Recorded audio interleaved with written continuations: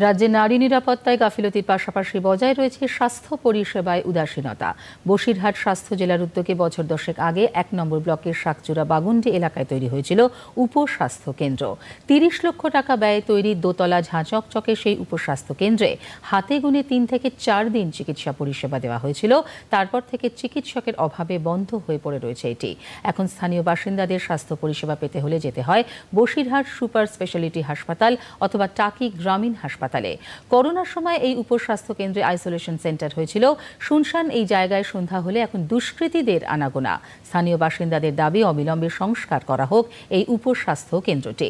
শাকচুরা বাগুন্ডি গ্রাম পঞ্চায়েত প্রধান গোলাম মোস্তফা গাজী ২ মাসের মধ্যে এর সংস্কারের আশ্বাস দিয়েছেন। এটা তো আজকে না, বহুদিন ধরে দেখছি বন্ধ। তো আমি এখান দিয়ে যখনই যাই দেখি বন্ধ থাকে, কিন্তু এখানে একটা হওয়া খুব দরকার, কারণ এখানকার মানুষজনের পরিষেবা পেতে গেলে হয় টাকিতে নাই বসিরহাট যেতে হয়। এখান থেকে টাকি যেতে গেলে ৩ কিলোমিটার, বসিরহাট তো ৭-৮ কিলোমিটারই। এখানে যদি নতুন করে চালু হয়, বন্ধ কি করে সেটা বলতে পারবো না, কিন্তু এখানকার মানুষজনের জন্য ভালোই হবে সেটা। এই হাসপাতালটা বেড়াই অনেকদিন বন্ধ আছে, বুঝছেন। আর এই হাসপাতালটা যদি চালু হয় পাবলিকের সবারই ভালো হবে, আমার কেন সবার ভালো হবে। পুরো টোটালি বন্ধ। ওই করোনার সময় যা কটা লোকজন ছিল তারপর থেকে বন্ধ। কেন বন্ধ? কেন বন্ধ? কেরা কি করবে? সব বন্ধ, টোটাল কোনো জায়গায় এ করেনি আমাদের এখানে। বিল্ডিং করেই ছাড়। আমাদের সমস্যা হয় না? হ্যাঁ, আমাদের সমস্যা, আমাদের টাকি যাই, আমাদের কি সমস্যা হবে? কত কিলোমিটার? এই ধরো 1.5 কিলোমিটার তো হবেই। এটা চালু হলে আমাদের কি মানে সুবিধা হবে। কি সুবিধা হবে? কোলের কাছে এমার্জেন্সি সুবিধা হবে অনেক কিছু। এখন কি সমস্যা হচ্ছে? মানে অনেক দূরে ওই যেতে যাচ্ছে, এই যাচ্ছি যেরকম আমি।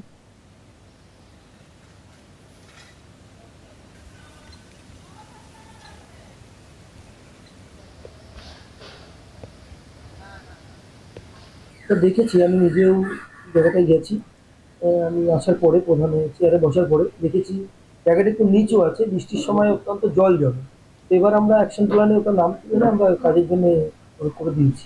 খুব শীঘ্রই আপনারা দেখতে পাবেন, 2-3 মাসের মধ্যে ওটা রিপেয়ারিং হয়ে যাবে এবং ওই স্বাস্থ্য কেন্দ্রটা আবার চালু করা হবে। তৃণমূল কংগ্রেসের আমলে পশ্চিমবঙ্গের স্বাস্থ্য পরিষেবার হাল যে কতটা বেহাল তা আপনারা সকলেই জানেন। আর এই যে উপস্বাস্থ্য কেন্দ্র, এ একেবারেই লোক দেখানো, এলাকায় এলাকায় তৈরি করা। এখানে মানুষ ন্যূনতম স্বাস্থ্য পরিষেবাটুকু পর্যন্ত পান না। আর উপস্বাস্থ্য কেন্দ্র কি বলবো, জেলার হাসপাতালগুলোর অবস্থা আরও খারাপ।